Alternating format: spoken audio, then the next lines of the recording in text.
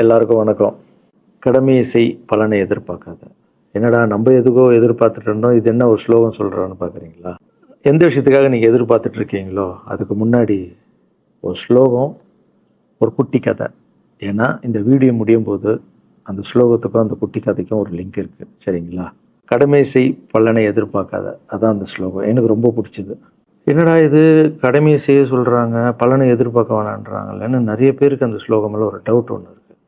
வேலை பண்ணுறோம், வேலைக்கேற்ற கூலி எதிர்பார்க்கக்கூடாதா? இவ்வளோ கஷ்டப்பட்டு உழைக்கிறோம், சம்பளத்தை எதிர்பார்க்கக்கூடாதா அப்படின்னு. அந்த ஸ்லோகத்துடைய முழு மீனிங் என்னன்னா ஒரு கதையாக சொல்லிடுறேன். ஒரு பெரிய வீடு, ஒரு மிகப்பெரிய பணக்காரர். அவர் ரூமு மட்டும் க்ளீன் பண்ணுறதுக்கு ரெண்டு ஆட்கள் இருப்பாங்க. ரொம்ப பிடிச்சவங்களும் 2 பேர் அந்த ரூம் க்ளீன் பண்ணுறதுக்கு வச்சுருக்காரு. அவர் மிகப்பெரிய பணக்காரர். அவர் இப்போ 2 பேரும் வந்து ரூம் துடைக்கிறவங்க. ஓகே, அவர் காலையில் ரெடி ஆகி அந்த ரூம்லேருந்து வெளியே வரும்போது அவங்க துடைச்சிட்டு இருக்காங்கல்ல, அதில் ஒருத்தர் வந்து அவர் பாட்டுன்னு ஒரு வேலையை பார்த்துட்டு இருப்பார், துடைச்சிக்கிட்டே இருப்பார். இன்னொருத்தர் இருக்கார்ல, அவர் போய், சார் உங்கள் ட்ரெஸ்ஸு சூப்பராக இருக்குது சார், சார் நீங்கள் போட்டுக்கிற கண்ணாடி நல்லா இருக்குது சார், சென்ட்டு சூப்பராக இருக்குது சார், நல்லா இருக்குது சார், சூப்பராக இருக்கீங்க சார், எனக்கு பேக் கொடுங்க சார் அப்படின்னு வாங்கிட்டு போவார். இன்னொரு ஆள் வணக்கம் சார் சொல்லிட்டு வேலையை மட்டும் பார்த்துட்டு இருப்பார். இப்படியே தினமும் நடக்கும். அப்புறம் அந்த ஓனர் வந்து இந்த ஊரை விட்டு வெளியூருக்கு போகிறாரு. போகும்போது 2 வேலைக்காரங்களும் கூப்பிட்டு ஒருத்தருக்கு வந்து 1 மாதம் சம்பளம் எக்ஸ்ட்ரா, யார் கூட பேக்லாம் தூக்கிட்டு போய் எப்போ பார்த்தாலும் சூப்பர்னு சொன்னார்ல, அவருக்கு 1 மாதம் சம்பளம் எக்ஸ்ட்ரா. இன்னொரு ஆளுக்கு ஒரு வீடு வாங்கி கொடுத்து அவரை, நீ என் கூடவே வந்துருங்க, நான் அவர் கூடவே அவரை கூப்பிட்டு போகிறேன். இவன் ஓடி போய் கேட்டானா, சார் என்ன சார் தினமும் நான் தானே சார் உங்கள் பேக் எடுத்துருந்தேன், நான் கொடுத்த வேலையை நீ கரெக்டாக பண்ணல, நீ ஜால்ரா அடிக்கிறதுலையே இருந்த, எனக்கு இது நல்லா இருக்கு அது நல்லா இருக்குன்னு. ஆனால் அவன் வேலையை மட்டும்தான் பார்த்தான். வேலையை கரெக்டாக பார்த்தா பலனு கடவுள் கொடுப்பார், அந்த பலன் தான் இது அப்படின்னு சொன்னான். இப்போ விஷயத்துக்கு வருவோமா? திருச்சி கிழக்கு தொகுதி. இன்னைக்கு நான் என்ன முடிவு சொல்கிறேன் இதுதானே. நான் திருச்சி கிழக்கில் நிற்கணும்னா நான் முதல்ல அரசியலுக்கு வரணும். நான் அரசியலுக்கு வரேனா இல்லையான்றதை சொல்கிறேன். அரசியல் எப்படி என் வாழ்க்கையில் வந்ததுன்னு சொல்கிறேன். உங்களுக்கு நல்லா தெரியும், என் வீட்டில் குழந்தைங்கள வளர்த்துக்கிட்டு நான் பாட்டுன்னு சோஷியல் சர்வீஸ் பண்ணிகிட்டு இருந்தேன். மாற்றுத்திறனாளிக்கு டான்ஸ் சொல்லி கொடுக்குறது, ஓப்பனர் சர்ஜரி பண்ணுறது, பசங்களை படிக்க வைக்கிறது, ஸ்போர்ட்ஸு, எல்லாத்துலேயும் என்னால் முடிஞ்ச வரைக்கும் பண்ணுவேன். என்னால் முடியல மற்றவங்கிட்ட கேட்டு பண்ணிகிட்டு இருந்தேன். இந்த டைமில் தான் ஜல்லிக்கட்டுன்னு ஒன்று வருது. ஒரு சில விஷயம்லாம் ஃபாஸ்ட்டாக சொல்லிடுறேன், உங்களுக்கு தெரிஞ்ச விஷயந்தான். ஜல்லிக்கட்டுன்னு ஒன்று வருது, அதில் நான் போகிறேன், சாப்பாடு போகிறதுக்காக குழந்தைங்களுக்கு போகிறேன். அப்படி நான் அந்த ஜல்லிக்கட்டு நடந்து முடிஞ்ச விஷயம்லாம் உங்களுக்கு தெரியும். அப்புறம் என் மேலே ஒரு தலைவர் விமர்சனம், எதுக்கு தலைவர்னு சொல்லுவாரா, நம்ம அண்ணன் தான், சீமான் அண்ணன் ஒரு விமர்சனம் வைக்கிறாரு. அதுக்கு நான் மறுபடியும் ஒரு ட்வீட் போடுறேன், அவர் ட்வீட் போடுறேன். அப்போ தான் என் வாழ்க்கையில் அரசியல்னு எடுத்து அந்த நுழையுது. நம்ம சாப்பாடு போகிறதுக்கு போகணும், இது என்னடா இவ்வளோ பெருசாக இருக்குது, அந்த ஜல்லிக்கட்டு தான் எனக்கு அரசியலில் உள்ள நுழைஞ்சது, என்னடா இவ்வளோ பெருசாக இருக்குது அப்படின்னு. அப்படியே போச்சு.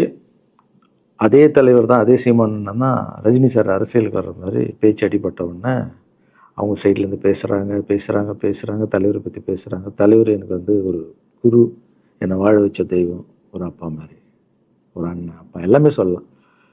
ஸோ அவரை பற்றி அதிகமாக பேச ஒரு முறையும் சூப்பர் ஸ்டாருக்கு ஃபோன் போடுவேன், அண்ணா ரொம்ப ஓவராக பேசுகிறாங்க, டெப்பா கம்முன்னு இருக்கண்ணா, நீ சைலண்ட்டாக இப்படியே ஓரளவுக்கு தான் நம்மளால் பொறுக்க முடியும்.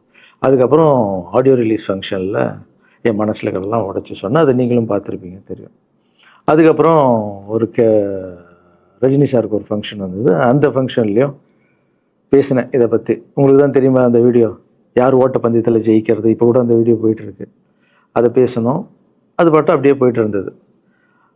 அதுக்கப்புறம் பார்த்தீங்கன்னா ரஜினி சார் அரசியலுக்கு வரேன்னு அனௌன்ஸ் பண்ணுறாரு. பண்ணோடனே நான் போய் தலைவரை பார்க்குறேன், என்ன வரீங்களா, நியூஸில் வருது, ஆமாக்கா நான் வரேன் அப்படின்னா பயங்கர சந்தோஷம். ஏன்னா வாழ்க்கையில் ஒளி ஏற்றி வச்சவர், அவர் அரசியலுக்கு வர்றாரு, அவருக்கு சப்போர்ட்டிவாக இருக்கணும் நம்ம. அப்புறம் எல்லாருக்கிட்டையும் போய் நம்ம கேட்டுட்டு இருக்கோம், தலைவர் வந்துட்டாருன்னா எல்லாமே குழந்தைங்களுக்கு இன்னும் நிறைய பண்ணலாம் அப்படின்னு, என்ன நானும் வரேன் அப்படின்னா ரொம்ப சந்தோஷம் அப்படின்னு ஸ்ட்ரெயிட்டாக கிளம்பி நான் ட்ரஸ்ட்டுக்கு வரேன். என்னுடைய ட்ரஸ்ட்டு, என்னுடைய ஃபேன்ஸு எல்லாரையும் கூப்பிட்டு என்னுடைய வெல்விஷர்ஸ் எல்லாரையும் கூப்பிட்டு உட்கார வச்சு தலைவர் அரசியலுக்கு வராரு. புரியுதுங்களா? எனக்கு வந்து எழுத படிக்க தெரியாது, அதான் ஒரு ட்வீட் பண்ணணும், இதெல்லாம் ரெடி பண்ணுங்கன்னு தமிழில் சொல்லிவிட்டு அவங்க ரெடி பண்ணிட்டு இருக்க ஒரு டீம்.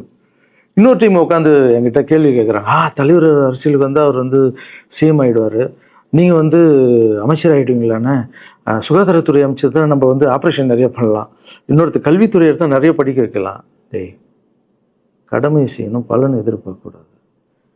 சுகாதாரத்துறை அமைச்சர், இது வந்து கல்வித்துறை, இதெல்லாம் படிச்சவங்க வர இடம். அண்ணன் படிக்கலடா. எல்லாருக்கும் படித்த இடத்த போட்டு ஒரே இடத்துல போய் முடங்கி போய் படிப்புனா படிப்பு மட்டும், எல்லாம் கட்சி வளரட்டும், தலைவர் வரட்டும், எல்லா துறையிலேருந்து ஹெல்ப் கேட்டு நல்லா பண்ணுவோம், பெரிய ட்ரஸ்ட்டு கட்டுவோம். இப்போன்னா சின்ன ட்ரஸ்ட்டில் தான் நம்ம இருக்கோம்.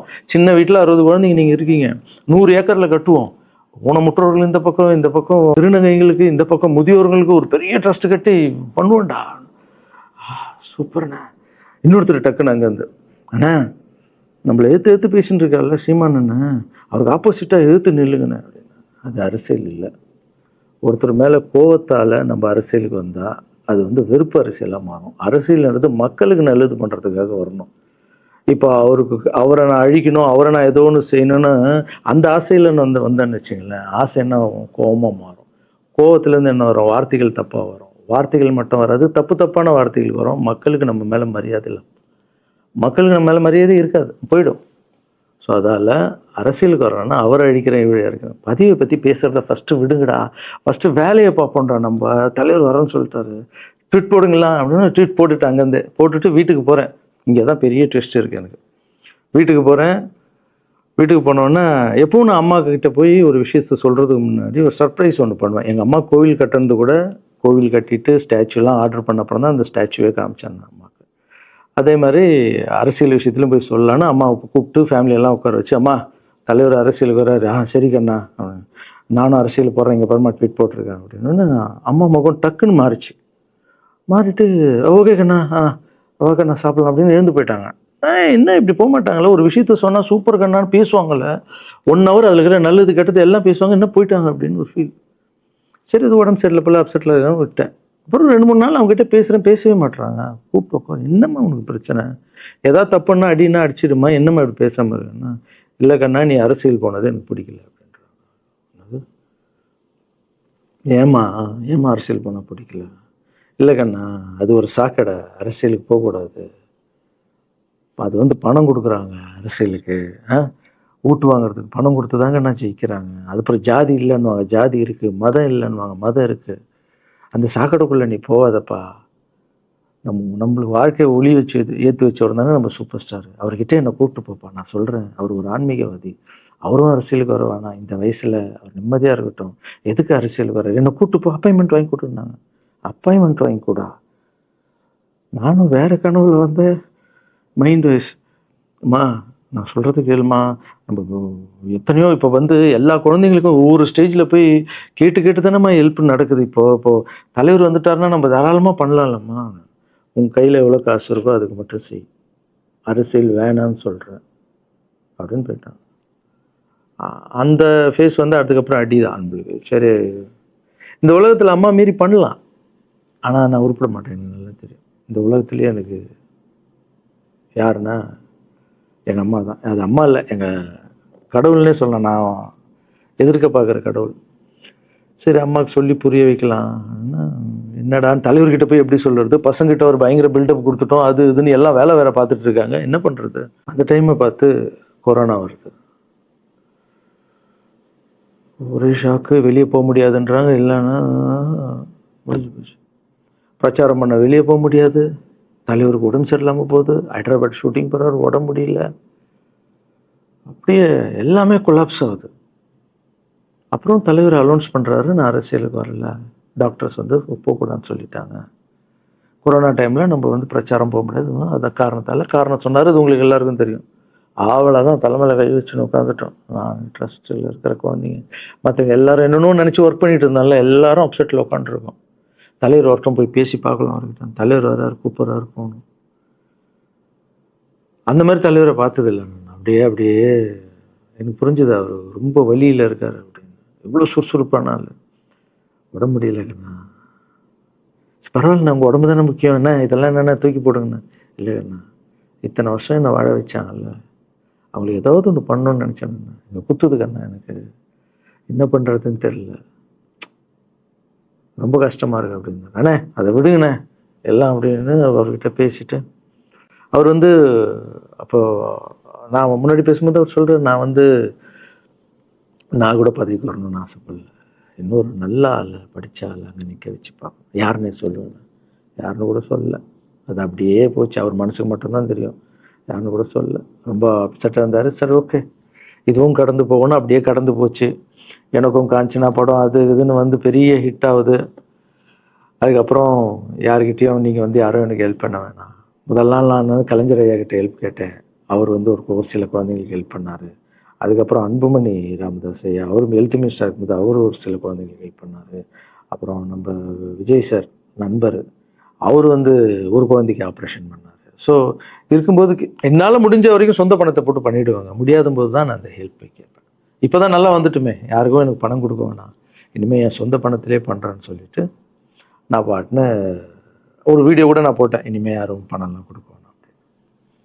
அப்படியே போயிட்டுருக்கு. காஞ்சனா எல்லாம் முடிஞ்சு ஜிகிர் தண்டா படம் ரிலீஸ் ஆகுது. ஜிகிர் தண்டா பார்ட்டி போயிட்டுருக்கு. டைரக்டர் நின்று பேசுகிறேன். நான் டைரக்டர் கிட்ட போகிறேன். டைரக்டர் யார்கிட்ட ஃபோனில் பேசிகிட்டு இருக்காரு. அப்படியே பேசிகிட்டு இருக்கிறவர் டக்குன்னு இந்தப்பா சீமானன் பேசுவான்னு கொடுத்துட்டாரு என்கிட்ட. அவருக்கும் தெரியாது நான் பேச போகிறேன். அவர்கிட்ட லாரன்ஸ் பேசுவார், சீமானன் ரெண்டு பேரும் சைலண்ட்டு. நானும் எதுவும் பேசலை, சீமானனும் எதுவும் பேசலை. அப்படியே ஒரு நிமிஷம் அப்படியே நிற்கிறோம். பெரியவர் இல்லை என்னாலும் அண்ணன் அப்படின்னு. அவ்வளோதான் அண்ணன். பயங்கர பாசம். எந்த இடத்துல கோவம் இருக்கும் அந்த இடத்துல குணம் இருக்குன்னு சொல்லுவாங்கள்ல. அண்ணன் புகழ்ந்து தள்ளுறாரு ஜிகர் தண்டாவை. இப்படி பண்ண கண்ணா, அப்படி பண்ண இவ்வளோ சூப்பராக பண்ண, அந்த சீன் எனக்கு ரொம்ப பிடிச்சதுன்னு. அவருடைய அன்பு தான் தெரியும்ல, எல்லாமே அதிகமாக இருக்கும் அண்ணன்கிட்ட. அண்ணா ரொம்ப சந்தோஷமாக வாழ்த்தினார். அப்புறம் நான் மாற்றம்னு ஒரு அமைப்பு ஆரம்பிச்சிருக்கேன்ல, இந்த விவசாயிகளுக்கு டிராக்டர் கொடுக்கறது, அப்புறம் மாற்றுத்திறனாளிக்கு ஸ்கூட்டி கொடுக்குறது, எல்லாமே அதை பார்த்துட்டு பத்திரிகையாளர் கேட்குறாங்க அவர்கிட்ட, ரகுவலரன் சார் மாற்றம்னு அமைச்சிருக்காருன்னா, நல்ல விஷயம் தம்பி, நல்லா பண்ணிட்டோம், நல்லா இருக்கட்டும் அப்படின்னு வாழ்த்தினார். ஸோ ஒரு பெரிய பிரச்சனைக்கு கடவுளே அதை அப்படியே சால்வ் பண்ணி வச்ச மாதிரி ஆயிடுச்சு. அப்படியே போச்சு. ஆனால் நீங்கள் நல்லா இருக்கணும், எங்கே இருந்தாலும் நல்லா இருப்பீங்க. எப்போல்லாம் ட்ரஸ்ட்டுக்கு போகும்போது பசங்களாம் கேட்பாங்க, அந்த 100 ஏக்கர் ட்ரஸ்ட்டு குழந்தைங்க, சரி ஓகேடா. அப்படி பார்த்தீங்கன்னா நண்பர் விஜய் சார் கிட்ட பேசிட்டு இருக்கும்போது நான் வர அரசியலுக்குன்றாரு. நிஜமா நண்பா அப்படின்னு. எஸ் அப்படின்னு. மறுபடியும் போய் ட்ரஸ்ட்டில் உட்காந்து டேய் நண்பர் வராரு. ஏன்னா சூப்பர் ஸ்டார் எனக்கு எவ்வளோ க்ளோஸோ, நண்பர் கூட அவ்வளோ க்ளோஸ் தான் எனக்கு.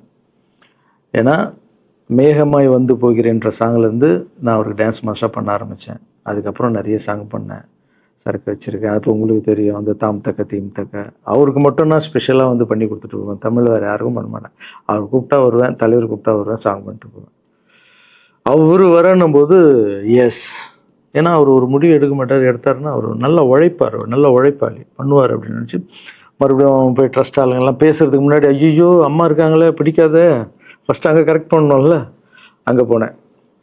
அம்மா நண்பர் அரசியலுக்கு வராருப்பா, என்னம்மா அப்போ தான் ஓகே, இப்போ எல்லாம் மாறி இருக்கு, போகலாமா, நீ ஃபஸ்ட்டு அவர்கிட்ட ஒரு அப்பாயின்மெண்ட் வாங்க, நான் உன்னை கூப்பிட்டு போகிறேன் அப்படின்னா. கூப்பிட்டு போய் இந்தப்பா என் பிள்ளைய ஒப்படைக்கிறேன் பார்த்துக்குப்பான்னு சொல்லுன்னு பார்த்தா, என்னம்மா பேச போகிறான்னு கேட்டேன். நீ அரசியலுக்கு வராத தம்பி, இது ஒரு சாக்கடை, நீ அரசியலுக்கு வராத, நீ ரொம்ப சைலண்டான ஆள், உனக்கு இதெல்லாம் செட் ஆகாது, பணம் கொடுத்தா தான் ஜெயிக்க முடியும், ஜாதி இருக்குது, மதம் இருக்குது, இதெல்லாம் தாண்டி வருது கஷ்டம்னு நான் அவர்கிட்ட சொல்கிறேன்ப்பா அப்படின்னு. நான் அப்படியே